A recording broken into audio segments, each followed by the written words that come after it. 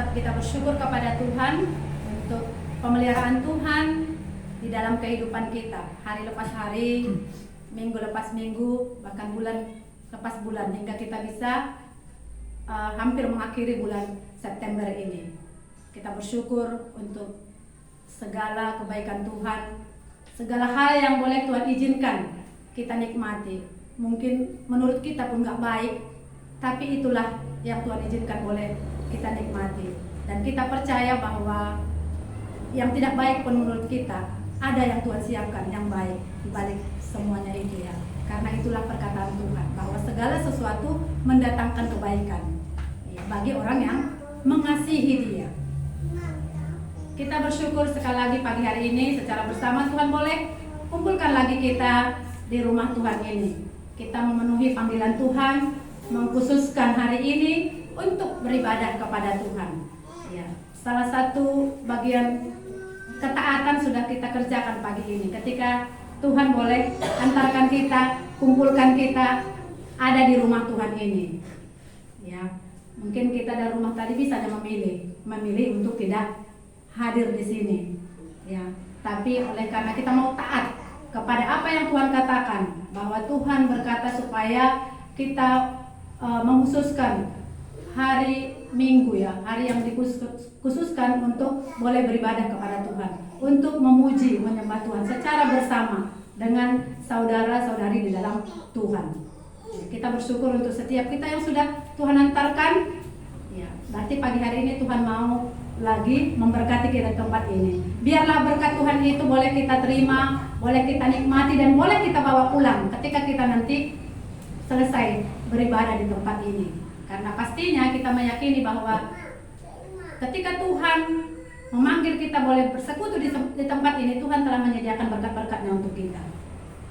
Oleh karena itu mari kita siapkan Bapak Ibu, saudara-saudara yang terkasih, hati, pikiran kita, tubuh kita pagi hari ini ketika kita datang beribadah kepada Tuhan. Kita juga berdoa untuk saudara-saudara kita yang belum berkesempatan hadir atau mereka mungkin dalam perjalanan, supaya mereka Tuhan antarkan boleh tiba di tempat ini. Kita akan memulai ibadah kita akan memuji nama Tuhan dari buku pujian kita nomor 26. Aku milik Tuhan selama-lamanya.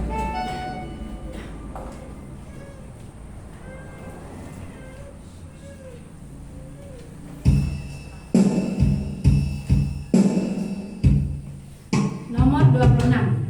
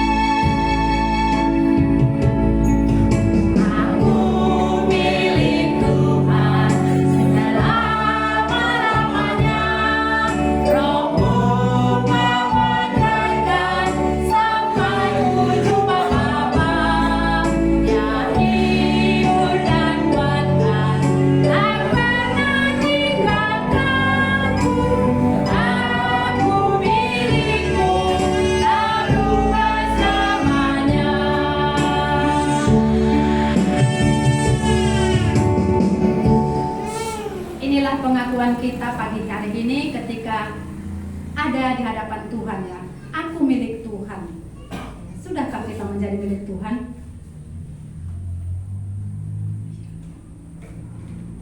Ya, kapan kita menjadi milik Tuhan?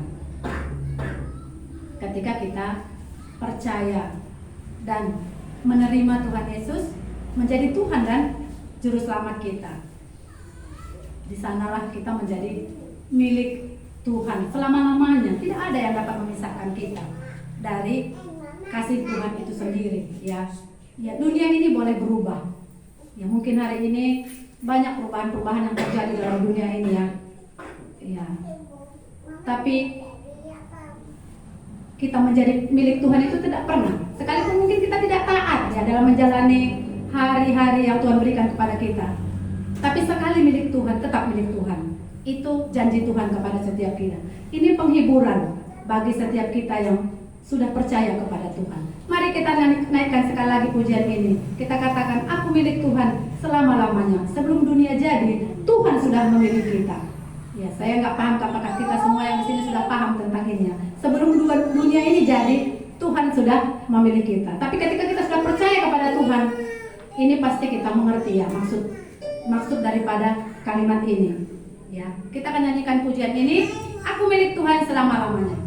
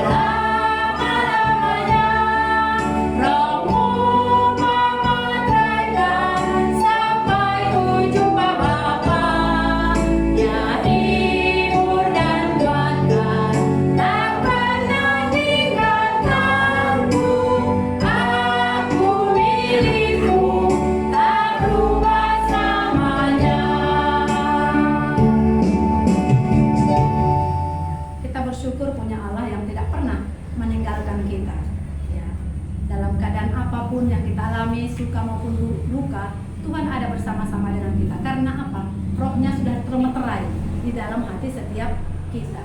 Sudah dimeteraikan, jadi nggak ada yang bisa mencabut itu. Ya, itu sudah apa namanya ya? Kalau materai raja itu ya sudah dimaterai, tidak ada yang bisa mencabut, ya, tidak ada yang bisa membatalkan. Begitulah kita, ketika sudah dimaterai dengan Roh Kudus sendiri, kita bersyukur untuk itu ya. Ya, oleh karena kita sudah menjadi milik Tuhan, tentunya Tuhan mau supaya kita hidup taat kepada Tuhan ya, hidup menyenangkan hati Tuhan. Tuhan. Hidup memuliakan nama Tuhan. Kan itunya tujuan Tuhan untuk menyelamatkan setiap kita. Kita akan terus memuji Tuhan. Mari kita puji Tuhan dari buku lagu kita nomor 496. Yang terutama di dalam hidup ini. Meninggikan nama Yesus. Mari kita bangkit berdiri, kita akan nyanyikan pujian ini. Ya, biarlah ini dari hati kita ketika Tuhan sudah menyelamatkan kita, memindahkan kita dari kerajaan maut itu ke dalam hidup yang kekal. Inilah tujuan hidup kita, memuliakan Tuhan, meninggikan nama Tuhan, supaya lewat hidup kita nama Tuhan boleh ditinggikan, boleh dimuliakan. Kita akan nyanyikan pujian ini dan setelah ini kita berdoa.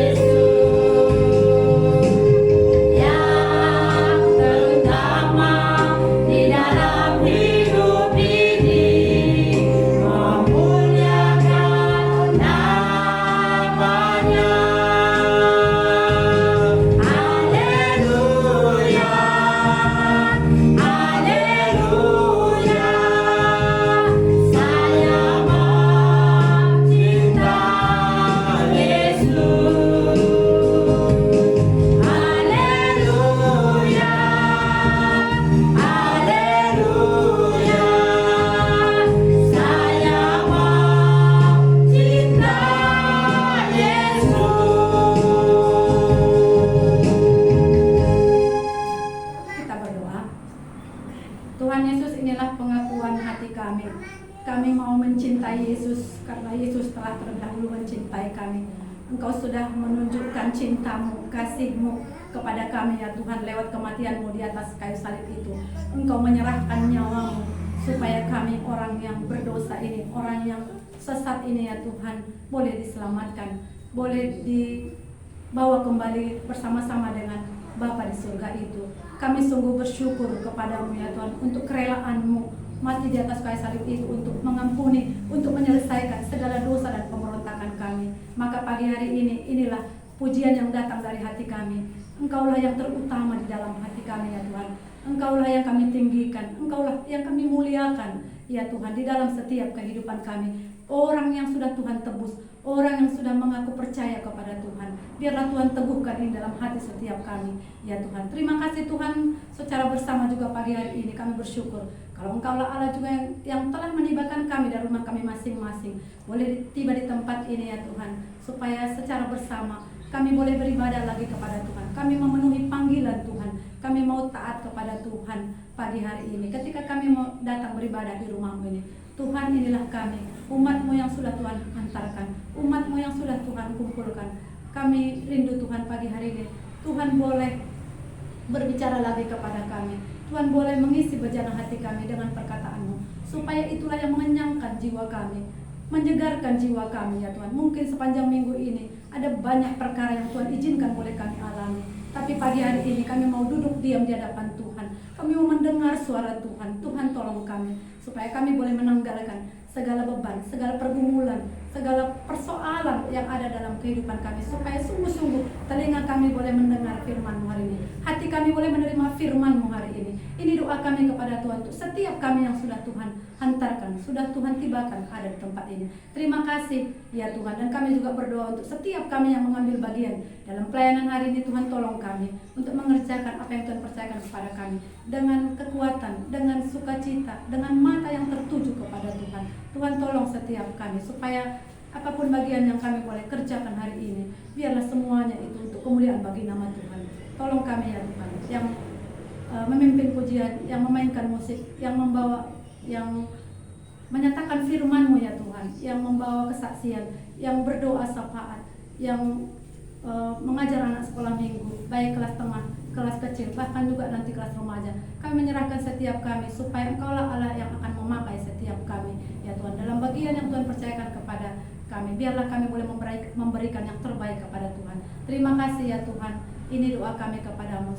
Sekali lagi kami menyerahkan ibadah kami dari awal, pertengahan, bahkan akhirnya hanya kepada Tuhan. Biarlah nama Tuhan yang boleh dimuliakan di tempat ini.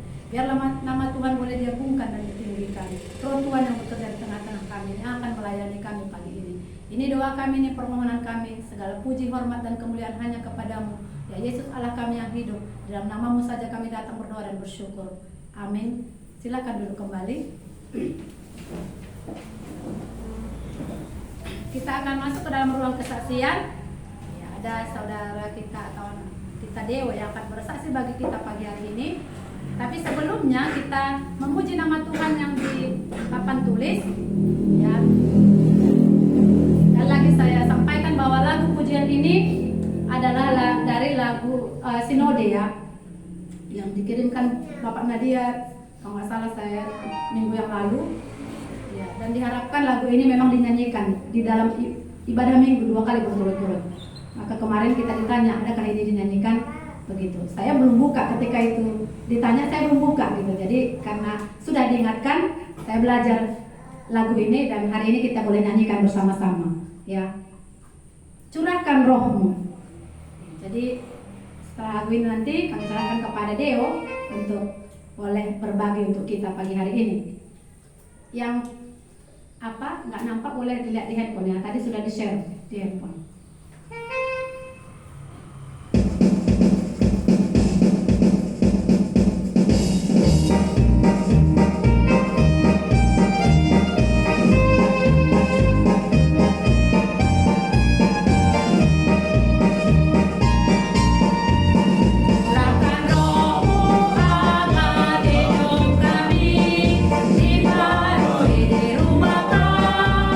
Makanlah hati kami.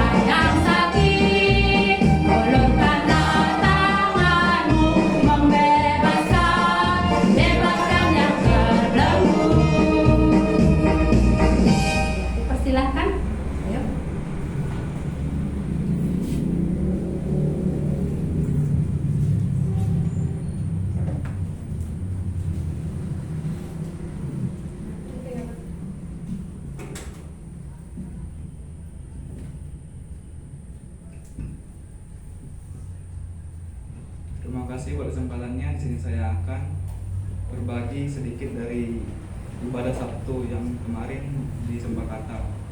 Di sini saya dari tema kembali kepada tujuan hidup. Dan banyak orang di sini dia 55% orang hidup untuk terkenal dan 88% orang hidup untuk kaya raya.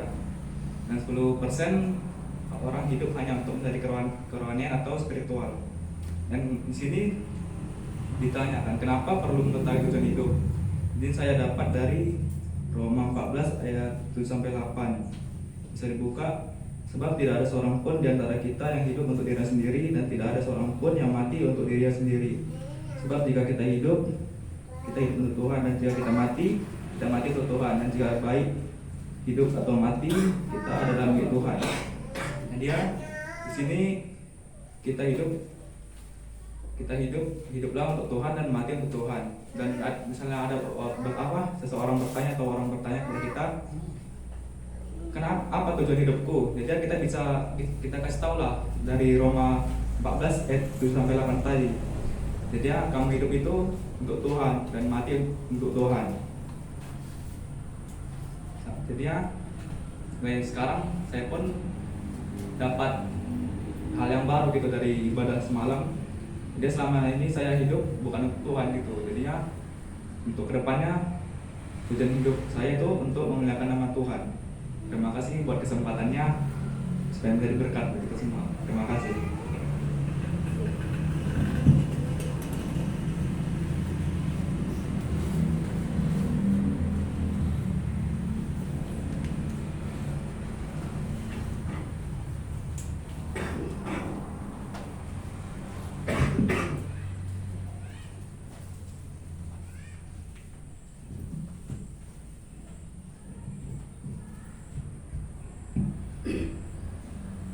Kita sudah mendengar ya tadi apa yang boleh dibagikan Deo, walaupun sepertinya terburu-buru gitu ya, tapi mungkin untuk ke depan boleh lebih tenang lagi gitu ya, supaya kita yang mendengar juga bisa mengerti apa yang dia sampaikan gitu. Walaupun secara garis besar tadi sebenarnya saya mengerti ya bahwa baik hidup atau mati untuk Tuhan gitu ya Deo. Iya kan, kata Deo tadi kalau selama ini hidupnya untuk dirinya sendiri, tapi setelah mendengar firman Tuhan ini dia mengerti hidupnya untuk Tuhan, memuliakan Tuhan. Ya kiranya ini jadi dalam hidup Deo ya, dan bukan hanya Deo tapi kita juga yang ada di tempat ini. Ya, kita doakan dia di masa mudanya ini nggak mudah ya, tapi kita terus doakan Deo ya dalam perjalanan imannya bersama dengan Tuhan, supaya dia tetap hidup memuliakan Tuhan dimanapun Tuhan nanti menempatkan dia. Ya, kita juga beri kesempatan untuk yang lain karena waktu kita masih ada. Boleh kita berbagi di tempat ini supaya yang lain juga boleh diberkati ya. Atau ada pergumulan boleh dibagikan.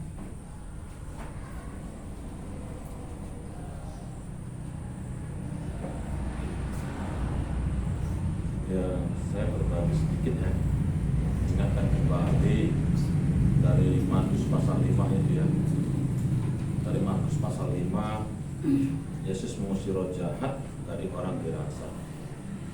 Saya ingatkan kembali begini, bagaimanakah kehidupan kita saat ini? Apakah kita sudah baik dalam hidup kita semuanya, atau ada bagian-bagian dalam hidup kita yang masih rusak, gitu ya. Sesungguhnya Allah menciptakan kita itu sangat baik, gambar serupa dengan Allah kan gitu ya. Tapi dalam perjalanan hidup kok rusak gitu. Mengapa jadi rusak? Bahkan saya berpikir, saya lihat banyak orang yang sudah terganggu pikirannya jalan-jalan di jalan gitu ya. Dan saya teringat dengan orang Gerasa ini waktu membacanya. Orang Gerasa itu juga seperti itu. Bagaimana tubuhnya dirusak oleh kegelapan. Secara fisik, oke, bagus ya. Orang Gerasa ini fisiknya masih bagus. Tapi secara pikirannya itu dirusak. Kalau memang pikirannya benar, bagaimanakah mungkin orang Gerasa ini tinggal di kuburan? Ini kan tempatnya nggak nyaman ya. Tinggal di kuburan tuh nyaman nggak? Kuburan tuh tempat orang yang sudah mati, nggak orang yang hidup. Tapi disitulah dia tinggal.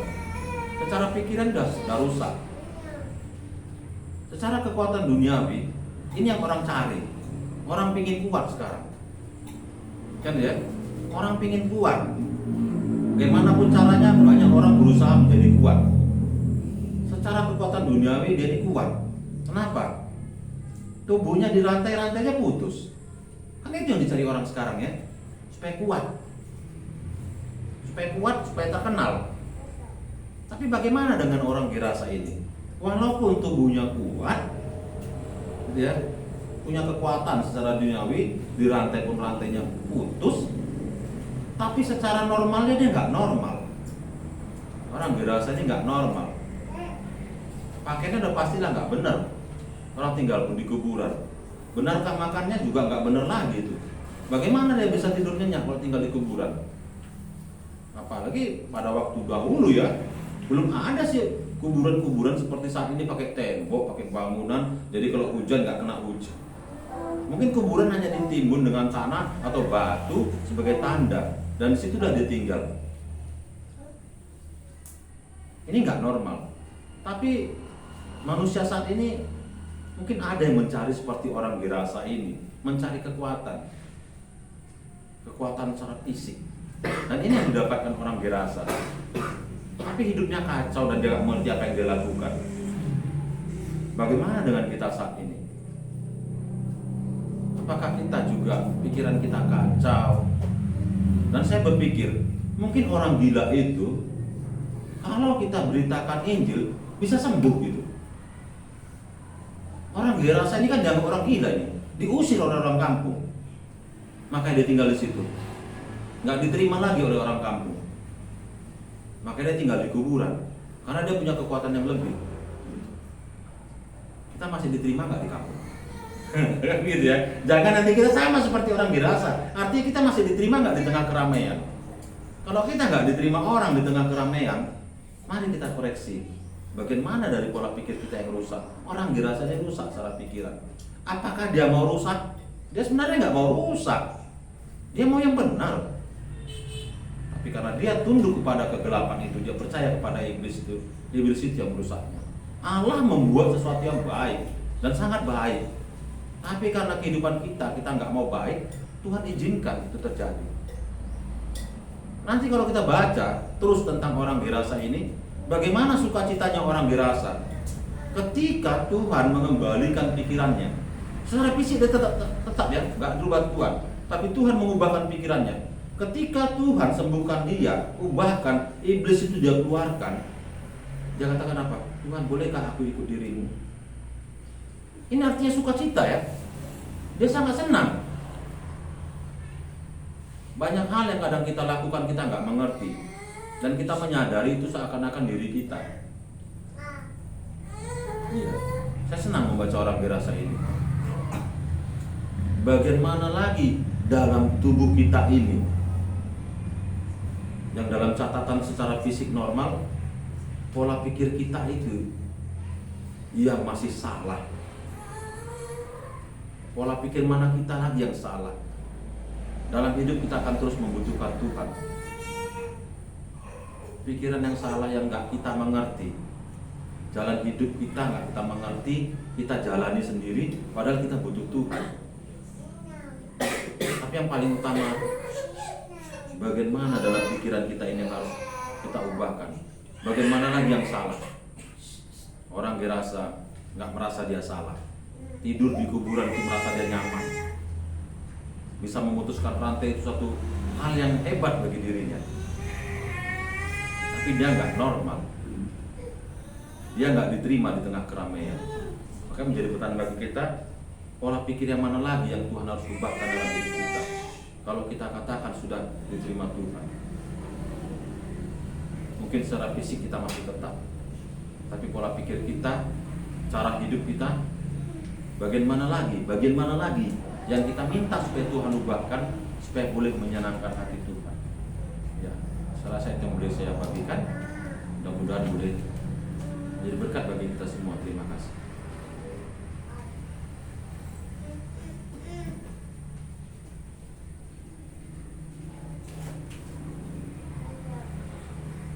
kita bersyukur ya untuk apa yang boleh dibagikan kepada kita. Kalau kita sendiri sudah bebaskan dari belenggu itu ya. Kalau tadi orang gerasa itu diikat oleh kuasa kegelapan, tapi Tuhan juga membebaskan dia. Sama seperti Tuhan membebaskan kita. Maka pagi hari ini doa kita kepada Tuhan supaya orang-orang yang masih dibelenggu itu boleh dibebaskan lagi oleh Tuhan ya, dibebaskan oleh Tuhan yang sanggup membebaskan kita dan sanggup membebaskan orang gerasa itu. Dia juga sanggup membebaskan mereka yang masih diikat dalam kuasa kegelapan, roh-roh jahat.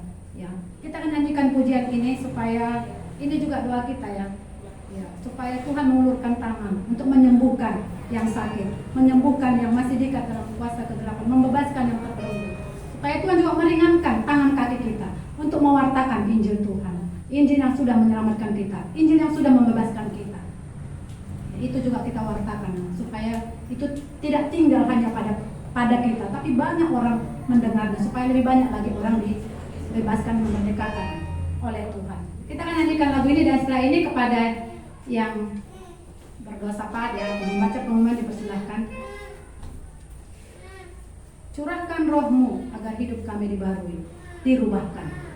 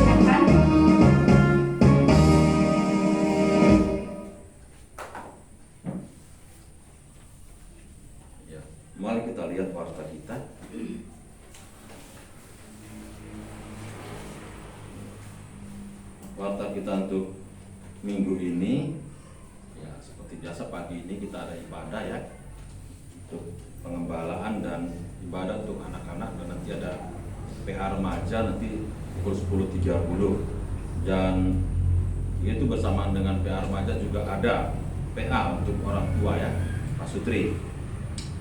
Ada persekutuan doa dan pemuritan itu setiap hari Senin jam 7.30.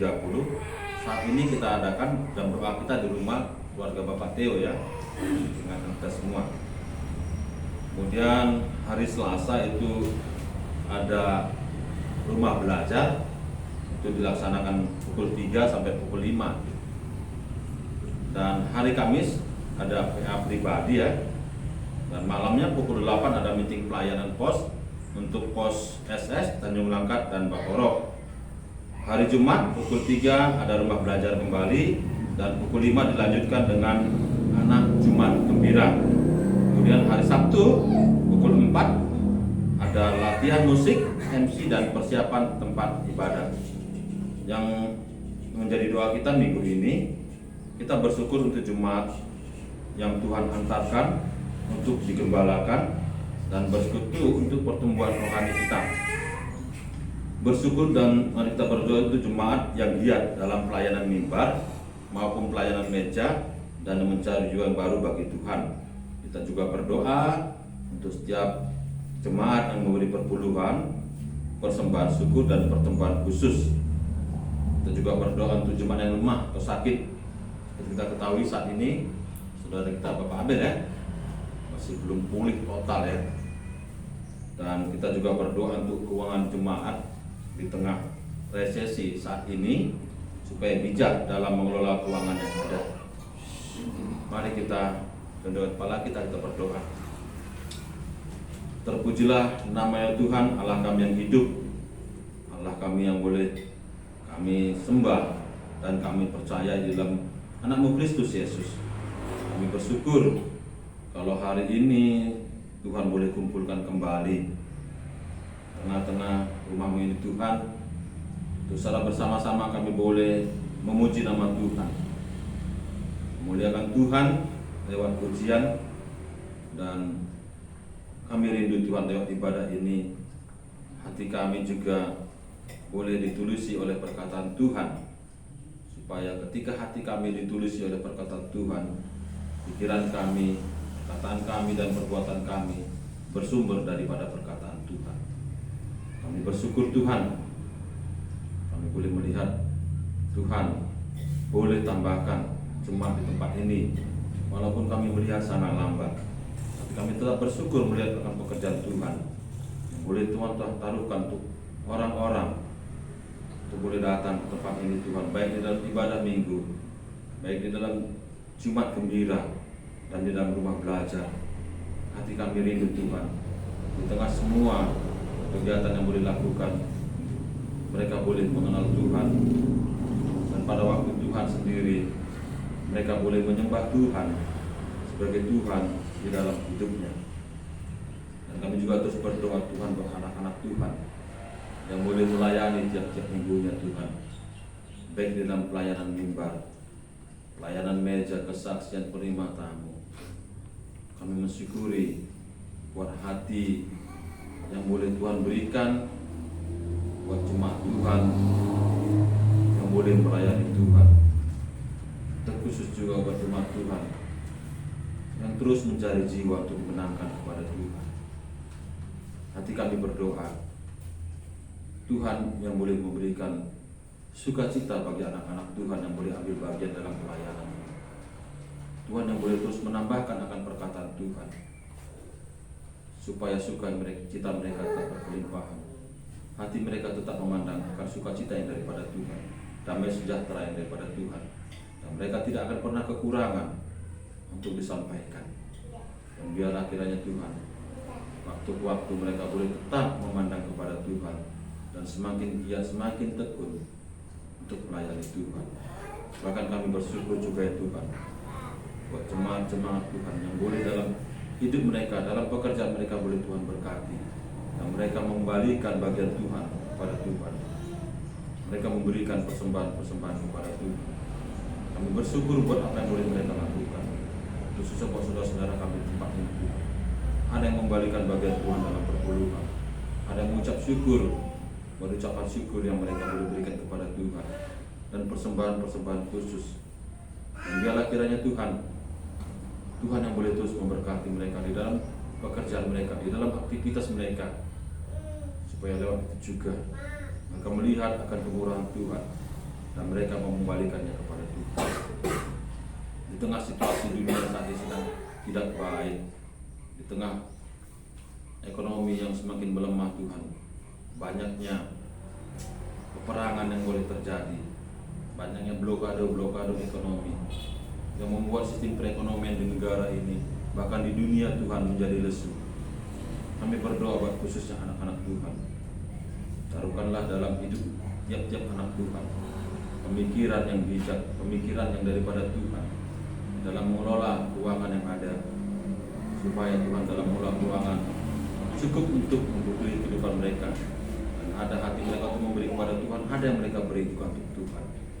Tuhan, pemikiran-pemikiran yang bijak daripada Tuhan itu yang boleh Tuhan tanamkan, supaya anak-anak Tuhan tetap bersyukur di dalam segala sesuatunya, dalam segala situasi yang ada.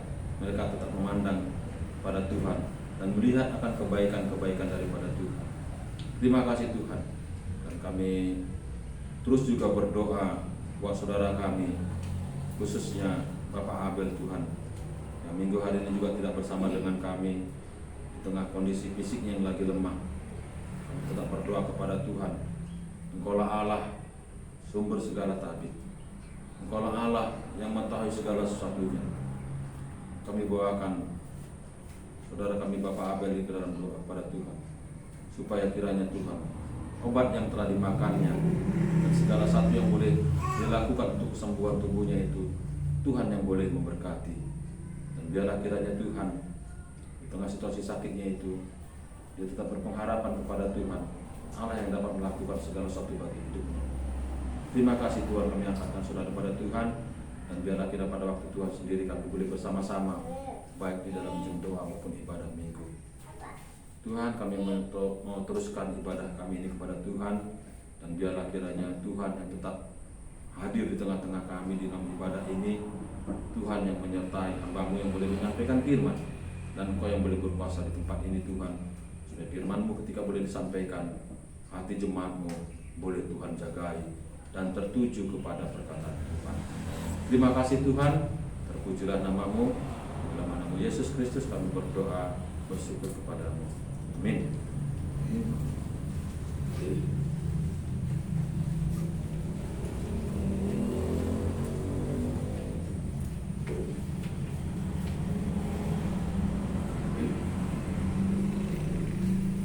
Ya, kita akan mendengarkan firman Tuhan lewat khotbah minggu.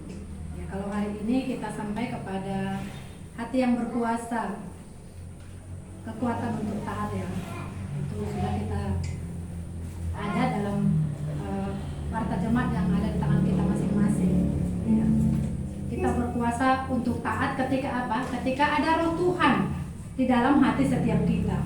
Kalau belum ada roh Tuhan, ya kita tidak akan bisa untuk taat. Sedang ada pun di roh Tuhan kadang bisa juga kita belum taat ya. Ada kalanya juga kita tidak taat. Tapi sekali lagi Tuhan sebenarnya sudah memberikan roh itu kepada kita. Itulah yang akan bisa memampukan kita untuk berkuasa, untuk mentaati apa yang Tuhan katakan.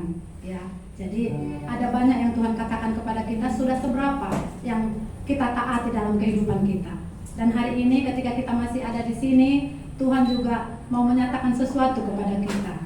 Maukah kita taat? Ya. Ketika kita taatlah kita akan mendapatkan kebahagiaan, sukacita, akan berkat melimpah atas setiap kita di dalam ketaatan yang kita kerjakan. Kita akan siapkan hati kita, pikiran kita, tubuh kita untuk menerima firman Tuhan. Tapi sebelumnya kita bernyanyi dari buku pujian kita nomor 1, Abraham pergi turun ke jalan. Dan setelah lagu pujian ini kami serahkan kepada Bapak Niel untuk menyampaikan firman Tuhan. Nomor 1.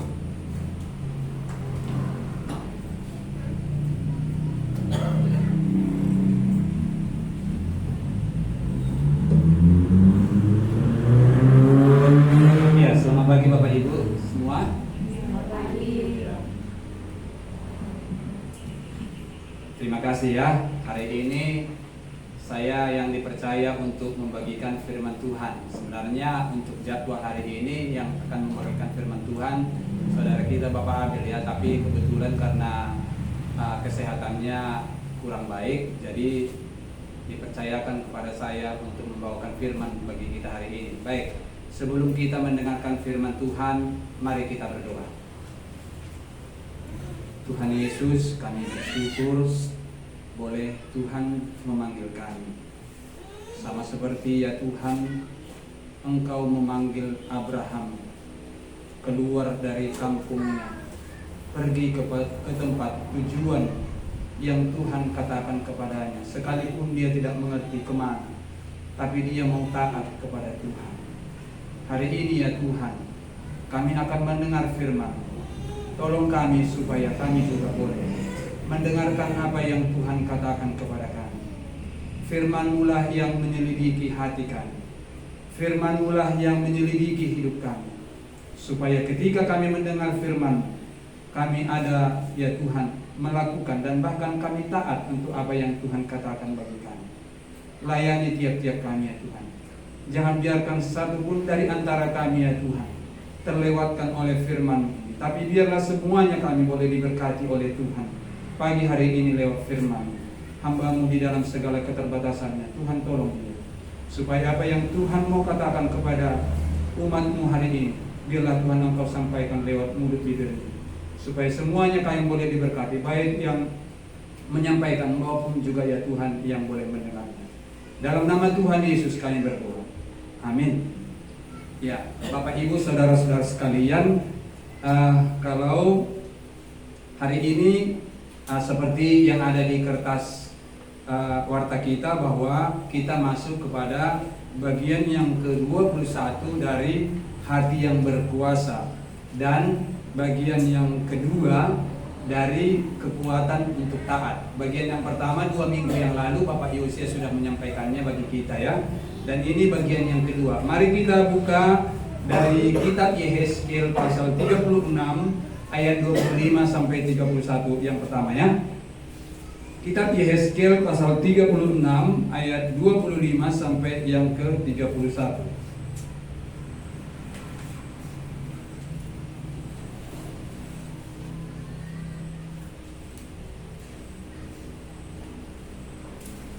Sudah Bapak Ibu, saudara-saudara sekalian, kalau sudah dapat, mari kita membacanya berganti-gantian. Saya ayat ganjil, kemudian Bapak Ibu, saudara-saudara sekalian akan membacanya ayat yang genap sampai ke ayat 31 nanti.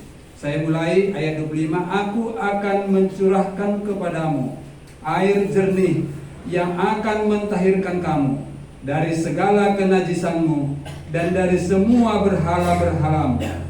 Aku akan mentahirkan kamu. Kamu akan memberikan hati yang baru dan roh yang baru dalam hatimu, dan aku akan menjauhkan dari tubuhmu hati yang keras dan kuberikan kepadamu hati yang taat.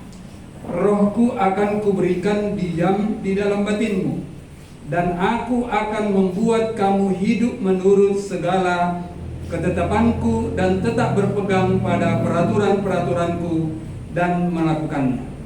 Dan kamu akan diam di dalam negeri yang telah kuberikan kepada nenek moyangmu, dan kamu akan menjadi umatku, dan aku akan menjadi Allahmu. Aku akan melepaskan kamu dari segala dosa kenajisanmu, dan aku akan menumbuhkan gandum serta memperbanyaknya, dan aku tidak lagi mendatangkan kelaparan atasmu. Aku juga memperbanyak buah pohon-pohonanmu dan hasil ladangmu, supaya kamu jangan lagi menanggung mudah kelaparan di tengah bangsa-bangsa. Dan kamu akan teringat-ingat kepada kelakuanmu yang jahat dan perbuatan-perbuatanmu yang tidak baik, dan kamu akan merasa mual melihat dirimu sendiri karena kesalahan-kesalahanmu dan perbuatan-perbuatanmu yang kecil. Untuk selanjutnya kita baca lagi dari Efesus pasal 5. Kita lanjut ya. Efesus pasal 5 ayatnya yang ke-18 sampai yang ke-21.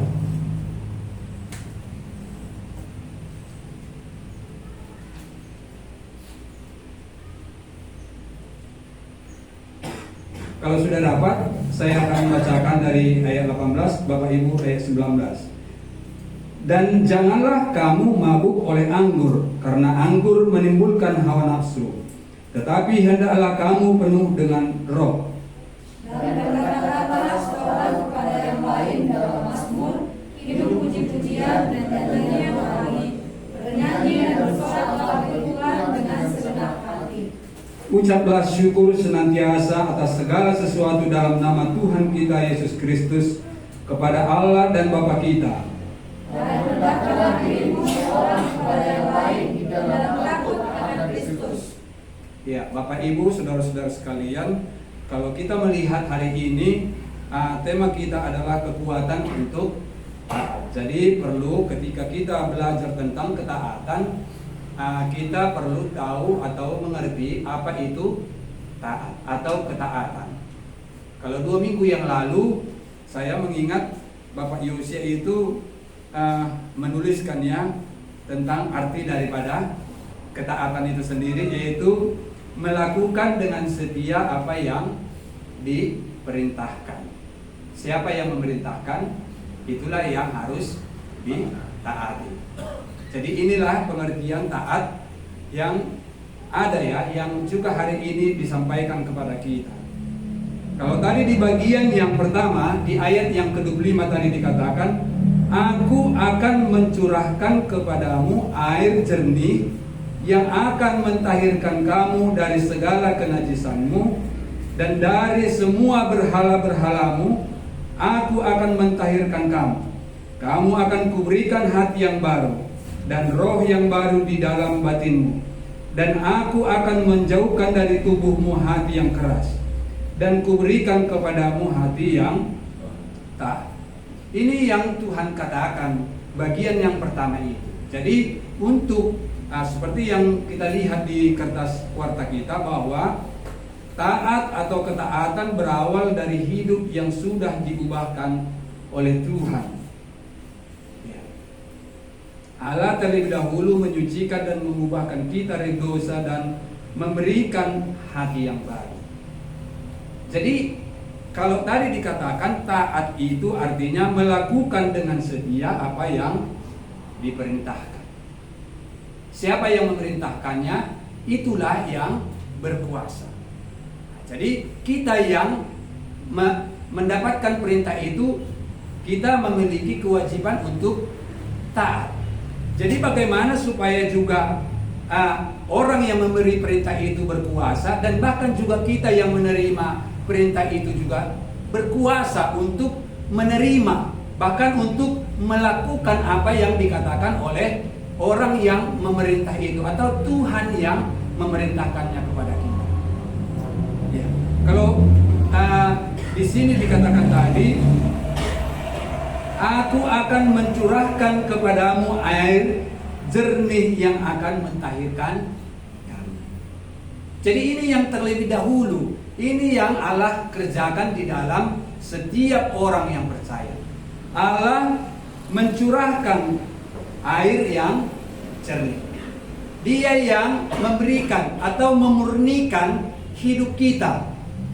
Air yang jernih itulah yang membasuh seluruh dosa kita. Darah Kristus di atas kayu salib itulah satu-satunya cara Allah untuk membersihkan kita dari kenajisan kita.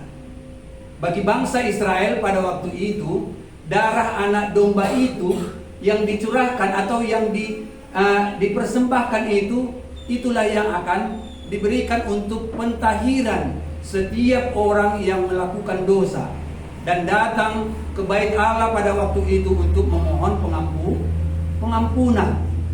Tapi dikatakan di sini, Aku akan mencurahkan kepadamu air yang jernih.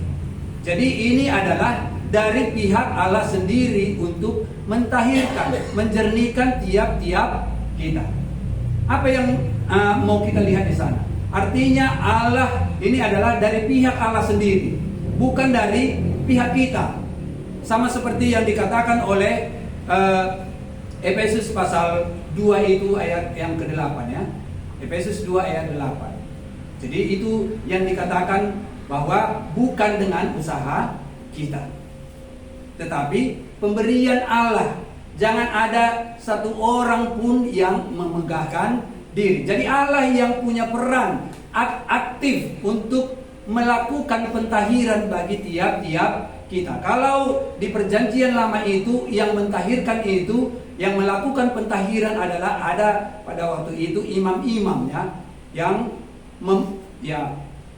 anak domba itu ya, darah anak domba itu diberikan untuk pentahiran setiap orang yang berdosa. Jadi kali ini darah Kristus itu bagi kita cukup ya, untuk membersihkan, untuk memurnikan, untuk menjernihkan kita dari setiap pelanggaran kita. Baik, itu yang bagian yang pertama.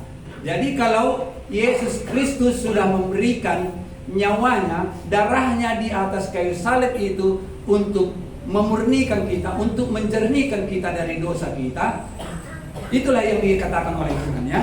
Jadi langkah awal daripada ketaatan itu sendiri itu adalah dikatakan diubahkan oleh Tuhan. Bagaimana bisa kita taat? Bagaimana kita bisa setia kalau tidak ada hati, tidak ada roh yang diubahkan?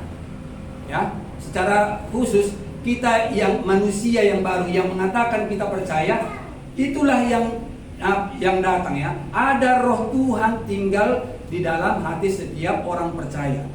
Inilah bagian atau peran aktif dari Allah sendiri, memberikannya kepada setiap orang yang percaya. Jadi roh dan pikiran kita dibaharui. Efesus pasal yang keempat ayat 23 ya. Kamu dibaharui di dalam roh dan pikiran. Jadi ini yang diubahkan, ini yang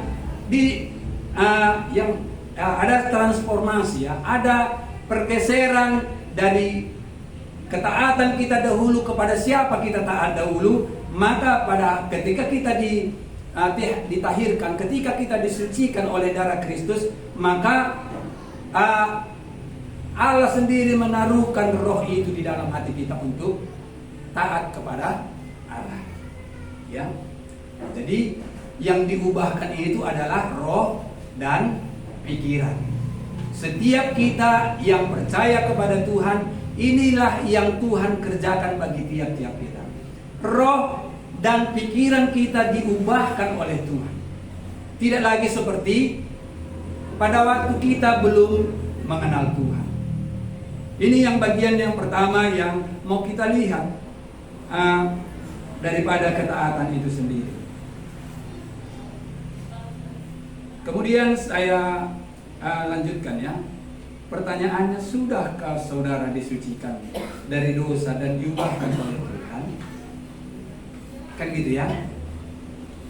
Kristus kan sudah mengerjakannya di atas kayu salib, kan gitu ya. Kata Yesus pada waktu itu sudah selesai. Pada waktu dia di atas kayu salib itu dikatakan sudah selesai. Jadi pekerjaan Allah di dunia ini lewat Kristus Yesus, lewat Yesus Kristus itu sudah selesai untuk menyucikan setiap kita dari dosa dan pelanggaran kita. Jadi pertanyaannya, sudahkah saudara disucikan? Supaya untuk membicarakan ketaatan ini, awalnya itu harus terlebih dahulu kita disucikan. Ada pengampunan dosa. Kalau beberapa waktu yang lalu kita belajar tentang pengampunan dosa itu, berbahagialah orang yang diampuni pelanggarannya, yang dosanya ditutupi oleh Tuhan. Jadi ini bagian yang pertama yang harus dimiliki oleh kita kalau kita mau taat. Sama seperti seorang anak. Ya, kalau saya mungkin berbicara kepada Joy, ambilkan itu Joy, atau lakukan ini Joy, dia kemungkinan besar itu dia tidak akan melakukannya. Kenapa? Saya bukan orang tuanya. Kan begitu ya. Tetapi kalau mamanya atau bapaknya yang menyampaikannya, kemungkinan besar dia akan melakukannya. Itulah yang kita mengerti daripada ketaatan. Awal daripada ketaatan itu kita menjadi anak. Kita sudah disucikan. Tadi pertanyaannya, sudahkah kita disucikan? Kalau belum, tidak akan mungkin sampai kepada ketaatan. Ya. Kemudian yang kedua, dari hati yang baru dan roh yang baru, roh Tuhan itulah kita bisa menuruti ketetapan dan peraturan-peraturan Allah. Roh yang Allah taruhkan dalam hati orang percaya akan mendorong untuk taat. Ya, kepada siapa kita taat? Yang pertama, kepada Tuhan. Tadi kalau arti ketaatan itu adalah melakukan dengan setia apa yang diperintahkan oleh Tuhan. Ini karena kepada siapa kita taat? Kepada Tuhan. Berarti kepada Tuhan, Tuhan sendiri yang memerintahkan kepada kita. Kepada Tuhan kita taat.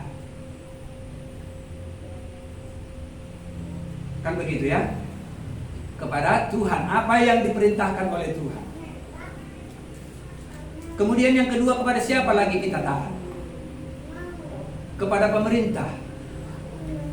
Pemerintah yang ada itu adalah wakil Tuhan untuk memimpin kita kepada ketaatan kepada Tuhan.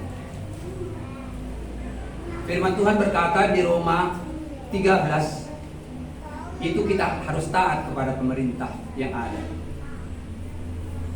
Kalau kita melakukan apa yang dikatakan oleh pemerintah sebagai wakil Tuhan di bumi ini, tentu kita senang.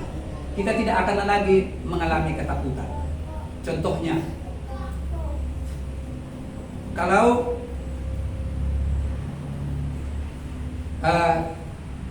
Tuhan katakan lewat firman Tuhan di bagian yang lainnya, bukan di Roma pasal 13 itu, hendaknya kamu harus membayar pajak. Ini bukan perkataan saya ya, ini firman Tuhan. Jadi setiap orang yang percaya, yang mengatakan dirinya adalah anak Tuhan, wajib melakukan apa yang Tuhan katakan. Ini yang harus yang kita lakukan. Jadi setiap kita sebagai warga negara, kita juga harus membayar pajak. Saya bukan wakil pemerintah ya hari ini ya untuk menyampaikan ini. Tetapi kalau hari ini ada dikatakan bahwa ada pemutihan pajak untuk kendaraan, silahkan. Yang punya kesempatan untuk mengurus pajaknya, silahkan untuk mengurus pajak kendaraan. Kalau bulan ini, bulan September adalah batas akhir untuk pembayaran pajak bumi dan bangunan sampai 30 September, silakan bayar pajak bumi dan bangunan. Kan begitu ya? Ini firman Tuhan. Jadi bukan saya mengatakannya. Kalau tadi dikatakan bahwa taat itu adalah melakukan dengan setia apa yang diperintahkan. Jadi Tuhan memakai pemerintah itu untuk melaksanakan perkataan-perkataan Tuhan. Ya, ini yang bagian yang satu ya.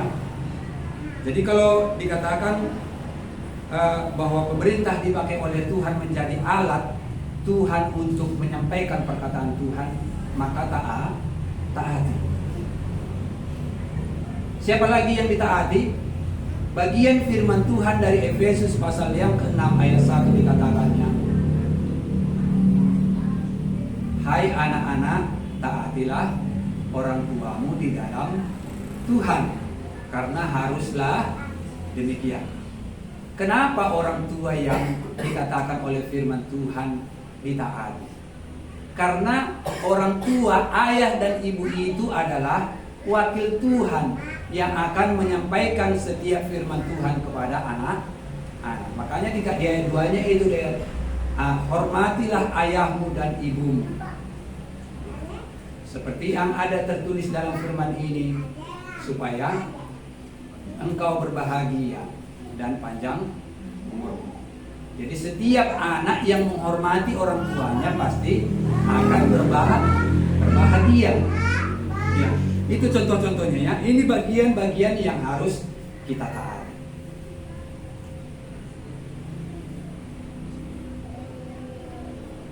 Jadi kalau kita sudah melangkah ya, sudah melangkah tentang membicarakan tentang taat itu sendiri, maka kita bisa menyelidiki hari ini ya.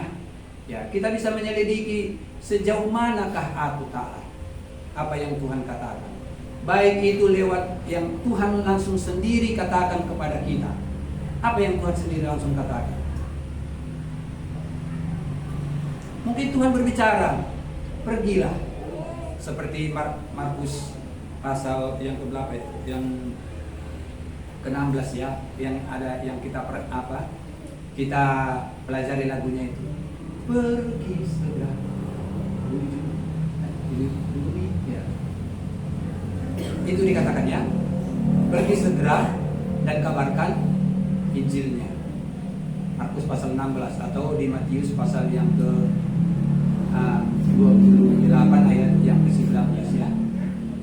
Ini adalah langsung perintah Tuhan bagi setiap orang yang percaya. Bagaimana kita sebenarnya untuk merespon ini?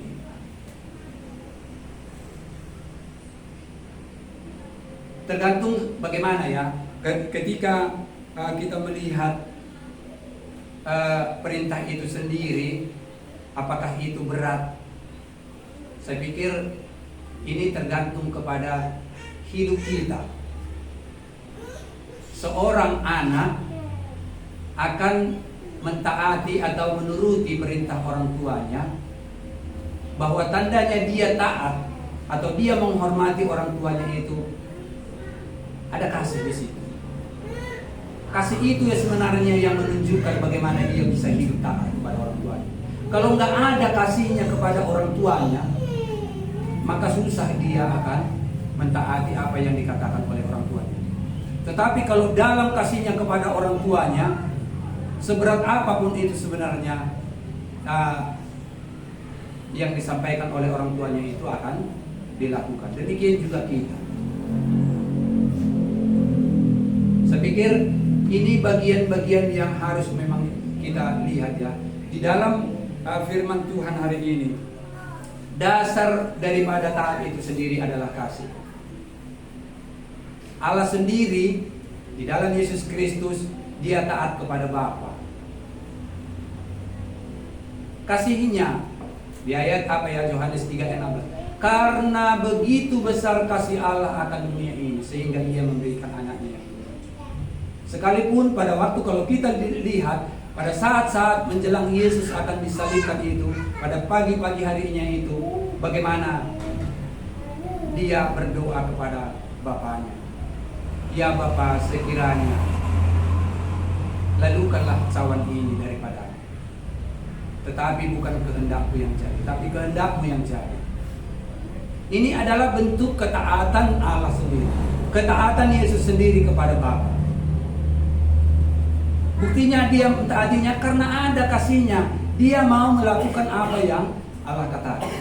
Sekalipun berat ya, kalau kita lihat bagaimana peristiwa ya pada waktu penderitaan Yesus itu, sebelum dia dinaikkan ke atas kayu salib itu, saya nggak tahan melihatnya ya.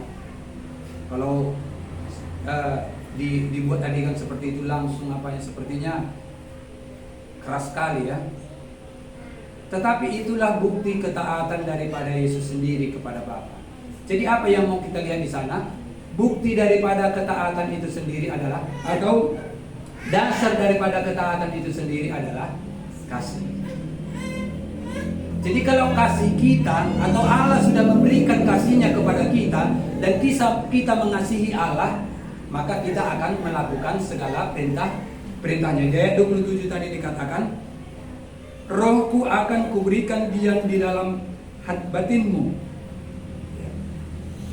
dan aku akan membuat kamu hidup menurut segala ketetapanku, dan tetap berpegang pada peraturan-peraturanku dan melakukannya. Rohku, ada perkataan rohku di sana ya. Roh yang diterima setiap orang yang percaya kepada Kristus, itulah yang mendorong setiap kita untuk melakukan perintah-perintah Tuhan.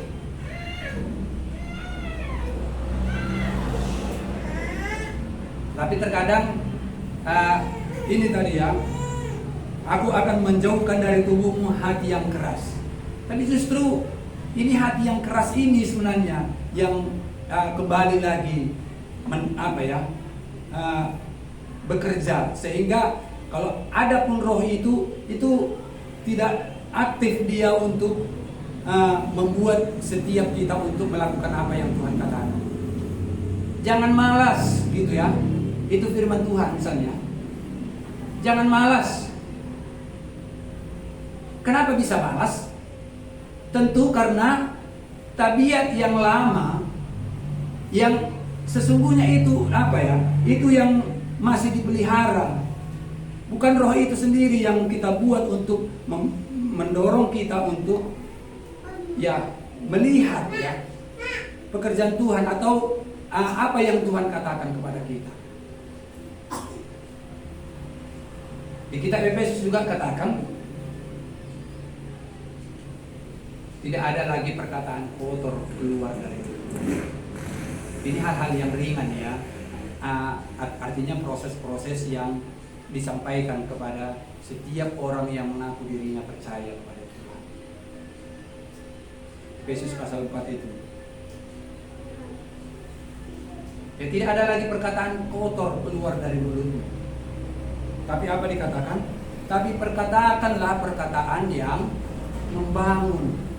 Inilah yang sebenarnya yang harus ditransformasikan ya, yang harus diubahkan dari orang-orang yang percaya. Kalau tadi katakan perkataan-perkataan yang keluar dari mulutnya itu adalah perkataan kotor, maka ketika roh itu ada di dalam hati kita, maka yang keluar itu adalah perkataan-perkataan yang membangun. Ini ya, perkataan-perkataan yang membangun. Atau berbohong. Sebenarnya ini ada hal yang sering diperhadapkan dengan tiap-tiap orang percaya. Apakah sudah menang di sini, kan gitu ya. Saya pernah dengar istri saya seperti ini. Guru-guru katanya gini, karena sulit untuk meminta izin, jadi yang aturannya apapun, misalnya ke pesta dibilangnya sakit dia. Ini adalah hal yang sebenarnya yang harus diubahkan ya. Jadi kalau kita yang mengatakan kita adalah orang percaya tadi ya, kalau memang sakit ya katakan sakit. Atau kalau memang ada keperluan, kalau sudah kita katakan memang betul-betul kita penting di situ, katakanlah yang sebenarnya. Katakanlah ya kalau iya, katakanlah tidak kalau tidak. Selebihnya itu daripada segelap. Jadi ini yang harus sebenarnya diubah ya. Jadi ini perlu ketaatan. Artinya dasarnya tadi itu yang harus kita miliki. Roh Tuhan yang ada di dalam hati kita itulah yang akan mendorong kita, yang akan melakukan apa yang Tuhan katakan. Dikatakan di Yohanes pasal 7 ayat 38 itu, boleh kita lihat di sana ya. Roh yang ada di dalam hati orang percaya akan menjadi mata air kehidupan. Ya. Dia akan seperti mata air yang memancar gitu ya di ayat 38 itu. Roh itulah yang mendorong bagaimana kita untuk melakukan apa yang Tuhan katakan.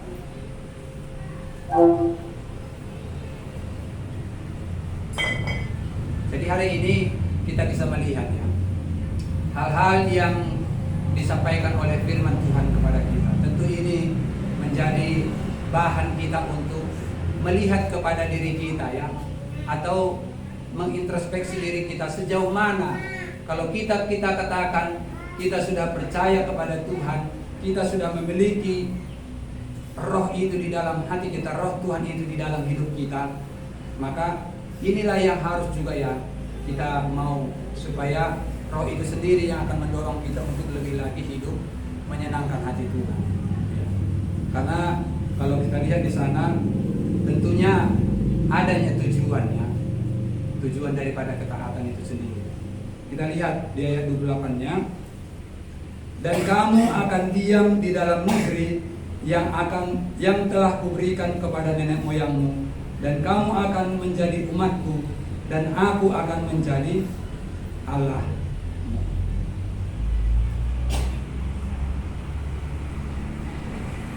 Kamu akan diam di dalam negeri yang telah kuberikan kepada nenek moyang. Artinya ada satu kebahagiaan ya, ketika mereka taat apa yang dikatakan oleh Tuhan kepada bangsa Israel. Ya, mereka hanya ya tidak ada ya, hanya dua orang yang berangkat dari Mesir itu sampai ke Kanaan itu. Jadi yang lainnya yang sampai itu apa? Mereka yang lahir di padang gurun, di perjalanan pada waktu itu. Artinya apa yang mau kita lihat di sana? Ketaatannya. Tuhan katakan seperti ini, tapi mereka mengeraskan hati mereka. Kepala mereka ya, dikatakan keras kepala. Sehingga Tuhan membunuh mereka satu demi satu. Sampai pada akhirnya hanya 2 orang yang taat yang Tuhan bawa ke tanah Kanaan itu, yang Tuhan tibakan. Musa sendiri pun yang dipakai oleh Tuhan, yang dipanggil oleh Tuhan untuk membawa mereka dari tanah Mesir itu tidak sampai ya, karena ada ketidaktaatannya. Jadi yang bagaimana hari ini bagi kita? Apakah kita mau seperti Musa atau sama seperti Joshua dan Kaleb? Sehingga merekalah yang akan tiba di tanah Kanaan ini. Musa hanya melihat dari atas gunung. Itulah, nah gitu ya. Seperti itulah yang Tuhan katakan kepada Musa. Jadi hari ini bagaimana dengan kita? Tuhan sendiri loh yang memberikan hati yang baru, roh yang baru bagi setiap orang yang percaya. Sekarang pilihannya, kita mau taat atau enggak? Kan gitu ya. Karena ada hadiahnya, ada hasilnya. Di sana dikatakan bahwa kamu akan diam di dalam negeri yang telah kuberikan kepada nenek moyang. Jadi mereka tenang, mereka tentram. Sesungguhnya kebahagiaan itu ya, tanpa usaha mereka, kan gitu ya. Tanpa usaha mereka, Allah memberikan itu bagi mereka. Memang Tuhan pakai mereka untuk apa ya? Memerangi orang-orang Kanaan itu. Tetapi sesungguhnya Tuhanlah yang berjalan di depan mereka untuk memerangi bangsa-bangsa yang ada, orang-orang yang ada di tanah Kanaan itu, sehingga mereka bisa menikmati ya, berlimpah susu dan madu. Ada ketentraman, ada kebahagiaan yang dimiliki oleh orang-orang yang taat. Kemudian yang kedua, kita lihat ayat 29. Aku akan melepaskan kamu dari segala dosa kenajisanmu, dan aku akan menumbuhkan gandum serta memperbanyaknya, dan aku tidak lagi mendatangkan kelaparan atasmu. Ya, membuat menjadi berhasil ya. Jadi apa yang kita kerjakan ketika kita taat, apa yang kita kerjakan itu akan berhasil. Kita lihat lagi ayat 30. Aku juga memperbanyak buah pohon-pohonmu dan hasil ladangmu, supaya kamu jangan lagi menanggung noda kelaparan di tengah-tengah bangsa-bangsa. Mereka diberkati ya, tidak kelaparan. Apalagi di ayat 19 dari kitab Efesus tadi, dikatakan di ayat 19, dan berkatalah seorang kepada yang lain dalam mazmur, kidung, puji-pujian dan nyanyian rohani. Ya, ada senantiasa pujian ya. Pujian baik itu dari Allah sendiri, maka dari diri kita sendiri ada pujian yang keluar ya. Tadi kalau roh itu sendiri yang mendorong kita untuk melakukan ketaatan, ada pujian di sana. Senantiasa ada nyanyian syukur, ada juga mazmur. Makanya kalau kita taat enak, pasti keluar itu pujian-pujian itu dari dalam hati kita lewat mulut kita. Tapi kalau kita tidak taat, sulit untuk bernyanyi. Sekalipun pandai bernyanyi, sulit untuk bernyanyi. Ya demikian juga ucapan syukur ya, ayat 20. Ucaplah syukur senantiasa atas segala sesuatu dalam nama Tuhan kita Yesus Kristus kepada Allah dan Bapa kita. Ada selalu ucapan syukur yang keluar dari tiap-tiap hati orang yang mau taat kepada Tuhan. Kalau Tuhan katakan layanilah sian, tapi ketika Tuhan katakan seperti itu nggak melakukannya, sebenarnya gelisah ya, nggak tenang hati ini, nggak ada ketentraman di dalam, makanya nggak bisa mengucap syukur ya. Bagaimana tidak, udah dibilang nyatakan tentang Injil itu kepada sian, tapi nggak dilakukan. Tentunya ini ada hati yang apa ya, yang dari dalam sendiri sulit untuk bersyukur ya. Ya. Tapi ketika itu dilakukan, maka terima kasih Tuhan, aku sudah Tuhan tolong untuk menyampaikan apa yang Tuhan katakan kepada aku. Ini yang keluar ya, ada ucapan syukur. Kemudian di ayat 21, dan rendahkanlah dirimu seorang kepada yang lain. Orang yang taat itu rendah hati. Tapi sebaliknya orang yang tidak taat justru akan meninggikan diri. Kan begitu ya. Kalau kita lihat, kalau ada orang yang meninggikan dirinya, berarti dia ini ciri-cirinya tidak taat. Tapi sebaliknya orang yang taat, Tuhan katakan dia akan merendahkan hati.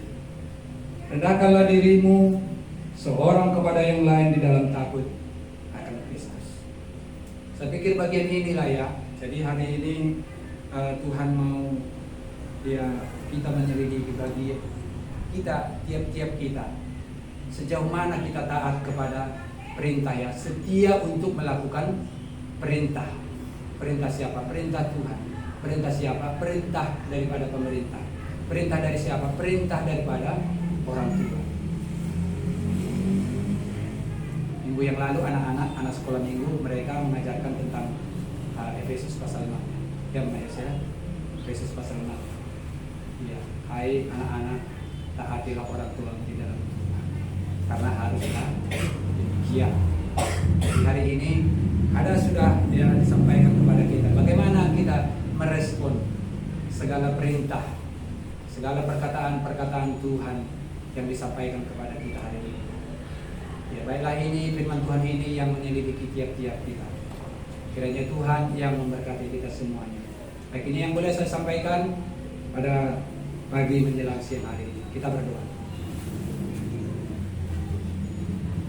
Tuhan Yesus, kami bersyukur lagi Engkau Allah yang menaruhkan di dalam kami hati yang baru dan roh yang baru. Itulah ya Tuhan yang mengubahkan hidup kami, pikiran kami, hati kami, sehingga tiap-tiap kami ya Tuhan yang dahulu seperti firman katakan, dahulu kamu adalah hamba-hamba dosa, tetapi sekarang adalah hamba-hamba kebenaran. Ya Tuhan, ketika roh-Mu itu ada di dalam kami, roh itu sendirilah yang akan mendorong, itulah yang membuat, bahkan memancarkan sinar, membuat Tuhan tiap-tiap kami boleh mengerjakan pekerjaan-pekerjaan Tuhan, boleh melakukan apa yang Tuhan katakan.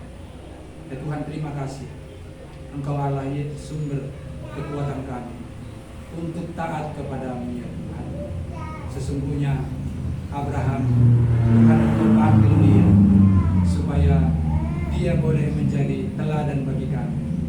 Engkau juga memanggil Paulus untuk boleh Tuhan melakukan pekerjaan-pekerjaan Tuhan. Sesungguhnya mereka bukanlah orang-orang yang benar, tetapi ketika Tuhan Engkau memanggil mereka, Engkau membenarkan mereka ya Tuhan, sehingga pekerjaan-pekerjaan Tuhan yang Engkau siapkan untuk mereka kerjakan, mereka sungguh tunaikan itu ya Tuhan, sungguh genapkan apa yang Tuhan katakan. Sama seperti Paulus katakan, Sejak penglihatan itu, aku tidak pernah lihat taat.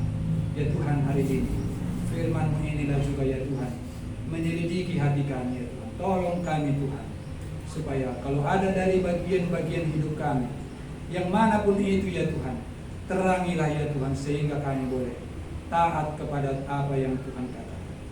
Roh-Mu yang kudus, itulah yang bekerja ya Tuhan, yang akan mendorong kami untuk mengatakan firman-Mu ya Tuhan kepada orang lain. Kalau Tuhan katakan pergi, biarlah kami juga pergi untuk memberitakan Injil-Mu ya Tuhan kepada orang lain, sehingga akan banyak orang juga yang datang kepada Tuhan. Ini ya Tuhan yang menjadi doa kami. Syukur kami kepada-Mu ya Tuhan Yesus pada pagi hari ini. Terima kasih ya Tuhan. Kami akan mengakhiri ibadah kami ini. Kami bersyukur Engkau sudah menyatakan perkataan-Mu kepada kami. Engkau kiranya juga ya Tuhan yang akan meneruskannya juga di dalam hati tiap-tiap kami, sehingga kami boleh semuanya ya Tuhan menjadi pelaku-pelaku firman Tuhan. Terima kasih ya Tuhan Yesus. Kami akan pulang, kiranya damai sejahtera Tuhan yang kiranya akan menyertai kami ya Tuhan untuk sepanjang hari-hari yang akan kami lalui sepanjang minggu ini. Di dalam nama Tuhan Yesus kami datang berdoa dan bersyukur kepada-Mu. Amin. Kepada Allah beri puji. Kepada Allah dipuji semua makhluk di bumi, adanya puji pujian Bapa, Anak, dan Roh Suci.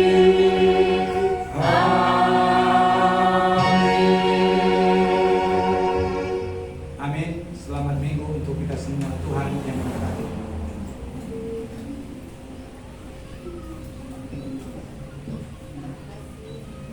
Ya, selesai ini kita akan melakukannya. Nanti selesai siap